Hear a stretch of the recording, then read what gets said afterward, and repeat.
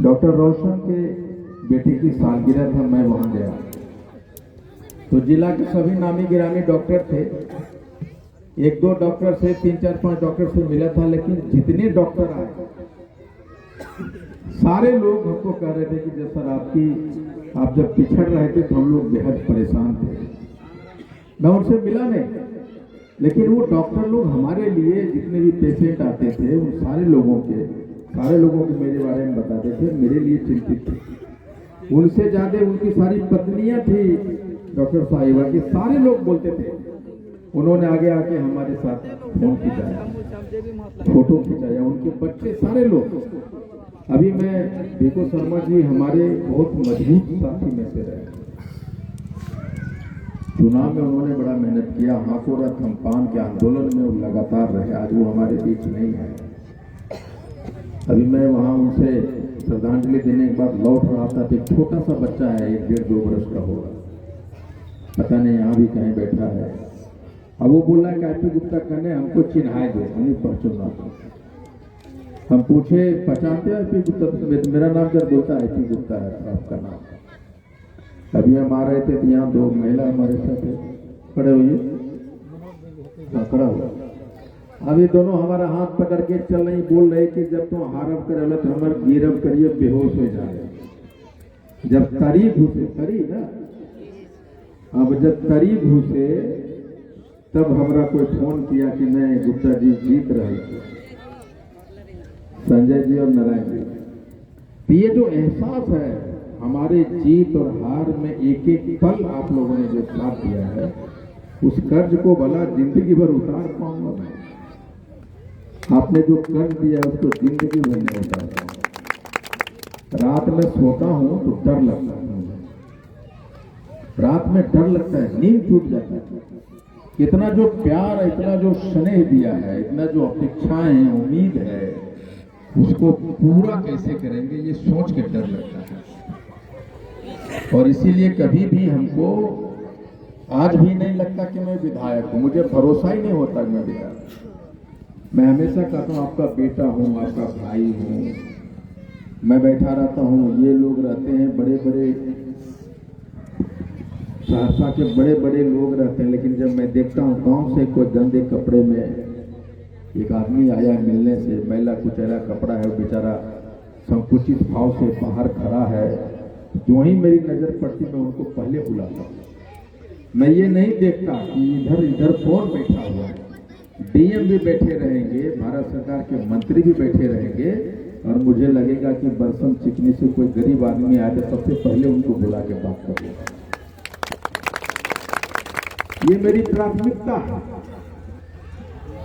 मुझे याद है रंजीत जी के साथ रात में हम कौन सा गांव गए मुझे नहीं मालूम है, वहाँ चमकलाल यादव जी का गांव है, पदमपुरा।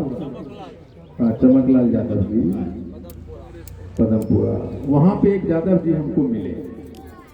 वो कह रहे थे कि वो जो जिस जाति से वो आते थे पूर्व विधायक, वो कहते थे कि जदब्बा भलो हराए दे, जो लहवा हराए देते। अब समझिए कितना बड़ा जातिवाद की बात है। बोलते हैं जादव हरा दे तो हमको चलेगा, लेकिन जोल्हा नहीं हराना चाहिए। आप लोग ऐसा क्यों कर रहे हैं? और यही सब जोल्हा है जो उसको जिताते रहता था, वही जोल्हा है यहाँ का शर्मा जो वोट देके जिताता था। क्या औकात है आईपी गुप्ता को जोल्हा कहके? वो हारना नहीं चाहता क्योंकि हम जोल्हा है। समझ रहे हो क्या मानसिकता है? जो जनप्रतिनिधि है उसकी मानसिकता अगर ये है, वो पानी नहीं पीता, सट्टा नहीं, गले नहीं लगाता, उसको भी अगर हम लोग जिताते हैं तो सहरसा और देश का दुर्भाग्य है कि नहीं? कि दुर्भाग्य। और जब हमने कहा कि मैं सहरसा का वनवास खत्म करने के लिए आया हूं, तो आपने हमारी बात को समझे और आपने सहरसा का वनवास को खत्म कर दिया। मैं सिर्फ इतना ही कहता हूं, हो सकता मैं आपको फोन नहीं उठा सकूं, मैं आपके घर नहीं आ सकूं, आपके गांव नहीं आ सकूं, लेकिन याद रखिएगा हम आपको प्रखंड विकास पदाधिकारी के ऑफिस में मिलेंगे, हम अंचल पदाधिकारी के ऑफिस में मिलेंगे, हम थाने में मिलेंगे, हम अस्पताल में मिलेंगे, हम जेल के दरवाजे पे मिलेंगे, हम न्यायालय के दरवाजे पे आपको खड़े मिलेंगे। हम आपके गांव आके आपका सत्तू भात माला पहनना नहीं चाहते। असली माला और असली स्वागत तब होगा जो 20-25 वर्षों से जो आपका काम नहीं हुआ है, एक आदमी का भी अगर बरसों भला हम काम कर दिए और अगर उसको आजाद कर दिए तो उससे बड़ा माला और नाकरी का अभिनंदन नहीं हो सकता है। मैं उन लोगों में से नहीं हूं, लेकिन ये जरूर रखिए, मैंने रंजीत जी को कहा, यहाँ के लोगों को भी कह रहा हूं कि ऐसे रोड आपके गांव की जितनी भी समस्या जो है उसको लिस्ट आउट कीजिए। पहले ये, दूसरे नंबर पे ये, तीसरे नंबर पे ये, 14 नंबर पे ये। अभी मैं स्कूल जाऊंगा, आपका जो हाई स्कूल है, अभी मास्टर साहब कह रहे थे कि वहाँ अवस्था जर्जर है। नहीं, जर्जर इसलिए है कि उस सामने वाले को लगता था कि यहाँ से वोट नहीं जाता, इसलिए जर्जर है। लेकिन मैं कहता हूँ, मैं कल वहाँ गया था, एक फैक्ट्री लगने वाले है महादेव भरना में कल गया था। आपको पता है वहां से हमको एक वोट मिला, महादेव भरना से हमको एक ही वोट मिला, सिंगल वोट मिला था, वो भी गलती से चला गया बनगांव। लेकिन जब वहां के लोग आए तो सारे प्रोग्राम को छोड़ छाड़ के मैं बनगांव गया।